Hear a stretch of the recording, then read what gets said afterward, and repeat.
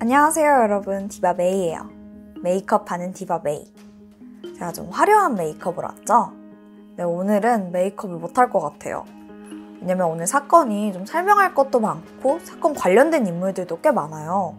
그래서 여러분이 조금 더 잘 집중하실 수 있도록 오늘은 메이크업을 미리 완성하고 왔습니다. 전 오늘 사건을 조사하면서 아니 나이도 아직 새파랗게 어린 애들이 어떻게 이렇게까지 잔인할 수 있는지 너무 충격이었거든요. 지금부터 사건의 전말 시작해볼게요. 2015년 4월 21일 일본 치바현 후나바시 경찰서로 아주 의미심장한 익명의 제보 전화가 걸려와. 지인이 며칠째 연락이 안 돼서 걱정이 된다면서 신고한 거였지. 그러면서 충격적인 제보를 하는데 걔가 생매장 당했다는 소문이 있어요. 이러는 거야. 이 끔찍한 소문의 주인공은 18살 노구치 마나에였어. 경찰이 조사해보니까 노구치는 4월 19일 밤에 행방이 묘연해졌는데 그날 누군가의 차를 타고 사라졌다는 거야. 18살이면 미성년자잖아. 또 생매장? 경찰은 놀라서 급하게 수사를 시작했어. 근데 도저히 그 차를 탄 다음의 행적이 나오질 않더라고. 그렇게 시간만 흘러갔고 실종된 지 5일이 지났어. 드디어 노구치가 발견되는데 안타깝게도 이미 사망한 상태였지. 우선 시신이 있던 곳은 치바현 나리타 공항 주변의 어느 밭인데 이 시신의 모습이 너무 처참하더라고. 한 1m 정도 되는 구덩이 안에 무릎을 꿇은 상태였어. 양손은 결박되어 있었고 입에는 재갈이 물려져 있었고 머리에는 포대자루까지 씌워져 있던 거야. 마치 무슨 처형을 당한 것 같은 모습이었어. 경찰이 부검을 했는데 시신에 외상이 있긴 했거든? 근데 죽음에 이르게 할 만큼 치명적인 건 아니더라고. 결정적인 사인은 질식사였지. 이게 무슨 뜻이냐면 질식사는 숨을 못 쉬어서 사망한 거잖아. 그럼 생각하기도 싫지만 노구치가 이 구덩이에 생매장됐을 수도 있다는 뜻이야. 겨우 18살밖에 안 된 소녀한테 도대체 왜? 누가 그랬던 걸까? 경찰도 충격받았지. 그래서 얼른 수사에 나섰어. 노구치의 생전 행적을 파헤쳤고 동시에 주변 인물들을 탐문하기 시작해. 그러다가 노구치의 돈 관계에 대해서 알아내게 되거든.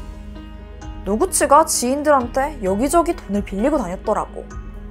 심지어 10대 치곤 꽤 큰 돈을 빌리고 제대로 갚지도 못했던 거야.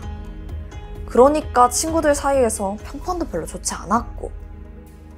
근데 겨우 18살 학생인 노구치가 그 큰 돈이 왜 필요했을까?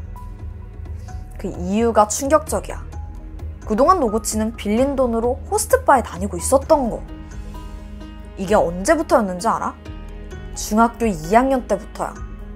노구치가 어느 날부터 자기보다 한참 나이가 많은 남자랑 어울려 다녔대. 근데 그 남자가 호스트바 접대부였던 거지.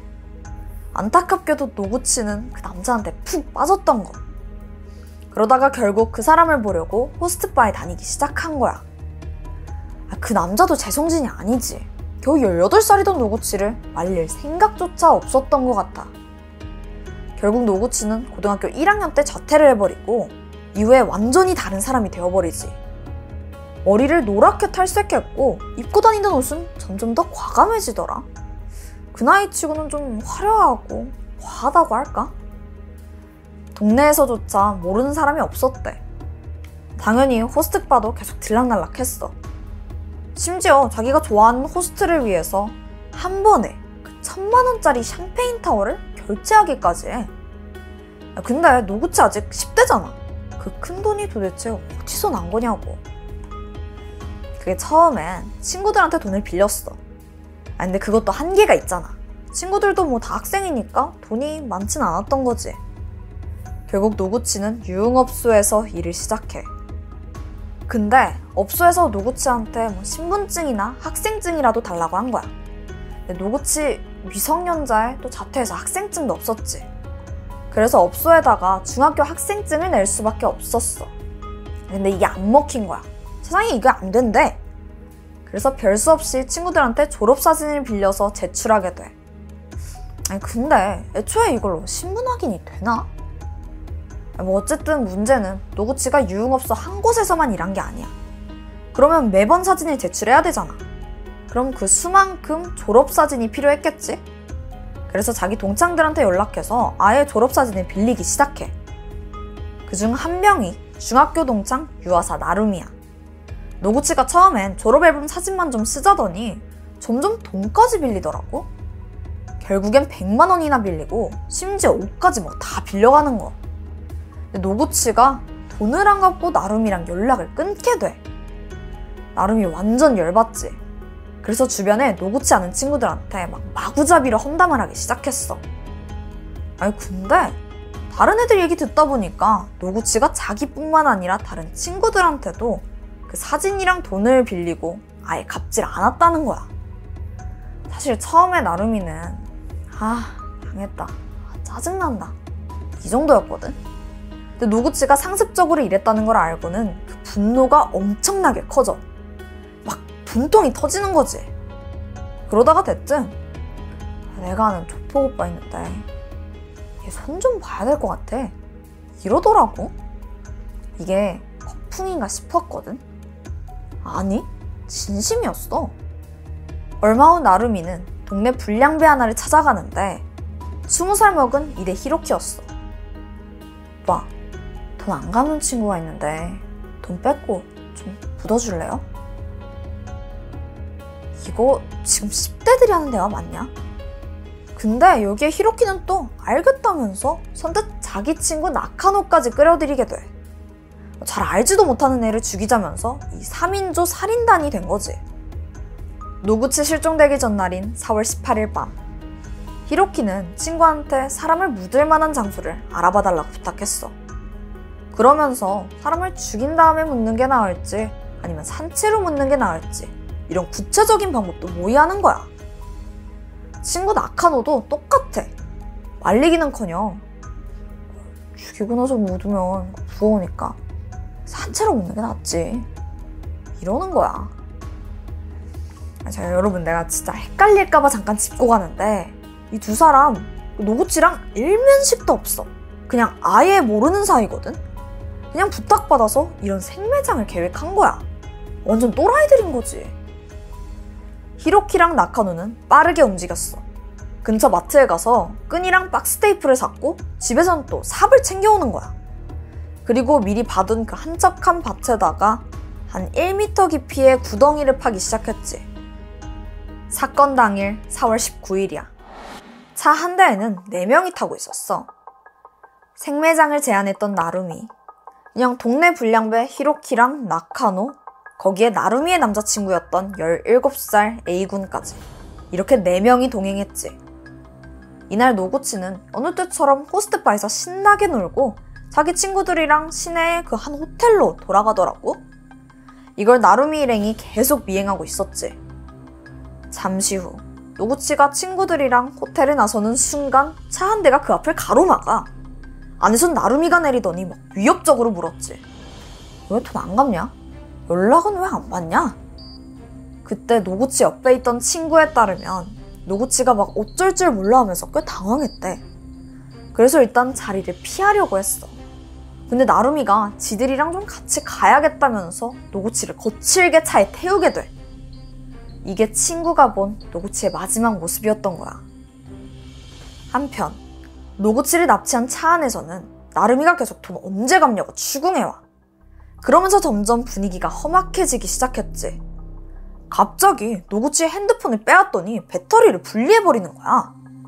그리고 노구치 가방에서 지갑을 가져가더니 그 안에서 30만 원을 모두 챙겼지. 당시 노구치가 가진 건 이게 다였어. 그리고 잠시 후에 히로키가 한마디를 해. 야, 준비해. 순간 일행은 노구치의 손발을 꽁꽁 묶어서 결박했고 입에는 양말을 물리고 그 위엔 테이프를 꽁꽁 감았지. 심지어 머리엔 포대자루를 씌우기까지 해. 노구치는 왜 이러냐면서 두려움에 벌벌 떨었어. 이때 귀에다가 나루미가 속삭이더라. 이제 너 죽을 거야. 일당은 범행 장소로 이동하면서 가는 내내 노구치를 무자비하게 구타했어. 시신에 남아있던 여러 뭔가 외상이 이것 때문이었지. 구덩이에 도착한 이들은 한치의 망설임도 없이 노구치를 구덩이로 밀어버려. 노구치는 재갈이 물려있어서 살려달라고 말도 못하고 신음소리만 내고 있는데 일당은 아랑곳하지 않고 삽으로 구덩이에 흙을 채워넣기 시작해. 그 누구도 멈추지 않았어. 그렇게 범행을 끝낸 이들은 도대체 어떤 마음이었을까? 나루미는 이 상황이 꽤 만족스러웠던 것 같아. 일말의 죄의식도 없었던 거지. 심지어 또 어떤 만행을 저질렀냐면 생매장이 이뤄지는 동안 한 친구한테 메시지로 이 상황을 중계하고 있었어. 마치 즐기는 듯 했지. 지금 이 사진이 그때 그 메시지인데 지금부터 납치할 거야. 붙잡았다. 노구치 입에 양말 물리고 잔뜩 때린 다음 생매장 시켰어. 노구치 정말 겁먹고 부들부들 떨더라. 이런 문자를 보냈더라고. 후에 그날 나루미랑 연락하던 친구는 사람을 죽였는데도 마냥 즐거워하는 나루미 말투가 너무 소름 끼쳤다면서 경찰에 증언했어. 죄책감? 그런 건 전혀 없었지. 불행 중 다행으로 경찰은 빠르게 용의자를 추적하게 돼. 범행 자체가 너무도 허술한 덕분이었어. 아니 일단 결정적으로 나루미 애가 지 스스로 막 신나서 떠들고 다닌 거. 그러니까 소문이 난 거지. 또 범행 장소도 사실 눈에 띄기 쉬운 한 밭 한복판이었던 거야. 처음부터 뭐 숨기려고도 안 한 거지. 범인 나루미 히로키 나카노 그리고 나루미의 남자친구 A군까지. 사건이 벌어지고 며칠 후에 모두 경찰에 체포됐어. 범행을 순순히 인정하더라. 그리고 살해 동기에 대해서 물어봤더니 너무 어이없는 답변을 하는 거야. 그냥 살려뒀다가 경찰에 신고할까봐 그냥 죽였대. 이게 동기로 볼 수 있는 거야? 그나마 명확한 동기가 있는 사람은 나루미 뿐이잖아. 근데 얘 말도 기가 막혀. 그냥 짜증나서요.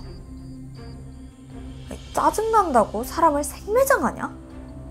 2016년 11월 11일 첫 공판이 열렸어. 이날 나루미 히로키 나카노 모두 무기징역을 선고받았고 남자친구 A씨는 살인에 직접적으로 가담하지 않았다고 판단되면서 소년원으로 가게 돼. 근데 나루미가 억울하다면서 항소를 하더라. 직접적으로 살인하진 않았다는 거야. 뻔뻔하지. 애초에 이걸 시작한 게 나루미잖아. 나중에 한 기자가 유가족한테 사과할 마음이 있냐고 물어봤거든. 근데 아주 뻔뻔하게 대답하더라. 없는데요? 이걸 들은 유가족들은 얼마나 더 분노했겠어. 노구치의 아버지는 나루미를 사형에 처해달라고 법원에 강력하게 요청하기도 해. 결국 나루미의 항소는 기각됐고 최종 재판에서 무기징역이 확정됐지. 이 사건은 당시 일본에서 큰 주목을 받았어. 그러면서 한편으론 나루미 말고 그 다른 두 명은 도대체 왜 살인을 했는지 도저히 이해하지 못한다는 분위기였거든. 한 심리학자가 이건 집단 심리 때문일 거라고 분석했어. 처음에 나루미가 그랬잖아.